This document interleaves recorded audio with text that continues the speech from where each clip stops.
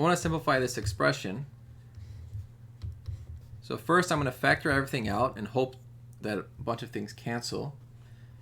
First we're going to look at 2x squared plus x minus 15. So 2x squared is 2x times x.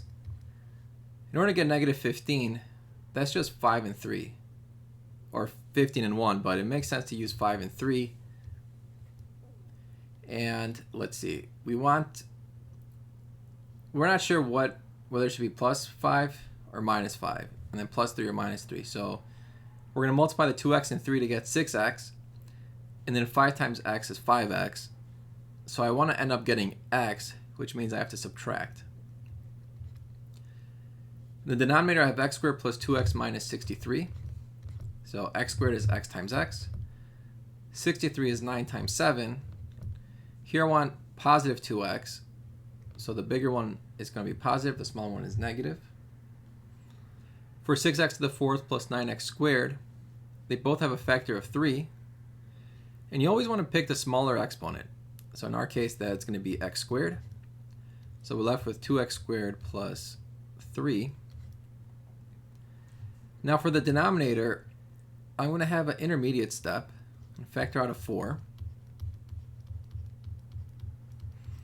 So then I'm going to factor out the x squared minus 2x minus 15. X squared is x times x. I want to get 15. That's going to be 5 and 3. And because I want to get a negative 2 when I add, the 5 has to be negative. Okay, then for the last one, last fraction, 2x squared minus 5x, they both have an x. And for the denominator, they both have a 3. Okay, now I can start canceling. So I have x plus 3 in both of these spots. And here's another thing that we can do. So whenever you're multiplying, you can cancel out whether they're top and bottom or diagonal. So just so we're clear, if you have 2 over 4, you could cancel this out and just be 1/2. Or if you have 2 over 5 times 3 over 4, you can cancel out the diagonals. That's with multiplication. But with division, the way it works is you can cancel out horizontally. So you can cancel out the 2 and the 4 to get 1 and 2. So multiplication involves simplifying the top with the bottom. Division comes down to simplifying horizontally or across. So I can cancel out the 2x minus 5 over here.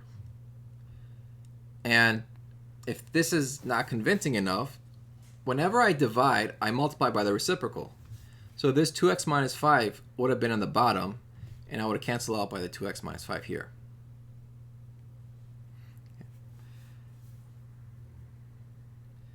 And now let's continue. So I have x plus 9, x minus 7 for the first fraction. I have a 1. And then I'm going to multiply that by 3x squared, 2x squared plus 3 over 4 times x minus 5. And I'm going to divide by x over 3 times x minus 7, which means we have to multiply by the reciprocal.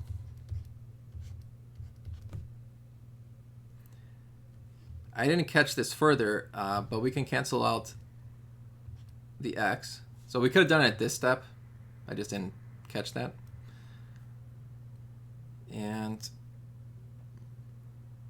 we could also cancel the x minus 7. So I forgot that as well. Over here, these x minus 7s, they could have canceled out. Okay, so let's rewrite this. I have a 3 here, another 3 here. That's 9.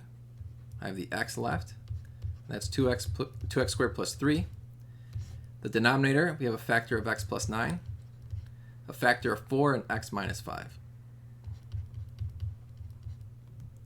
So you can leave your answer like this, or you can distribute the 9x. So the 9x times 2x squared is 18x cubed, and then the 9x times 3 It's 27x. Now for the denominator, you can FOIL out the x plus 9 and x minus 5, and then multiply by 4, and you'll end up with 4x squared plus 16x minus 180. So this is your final answer.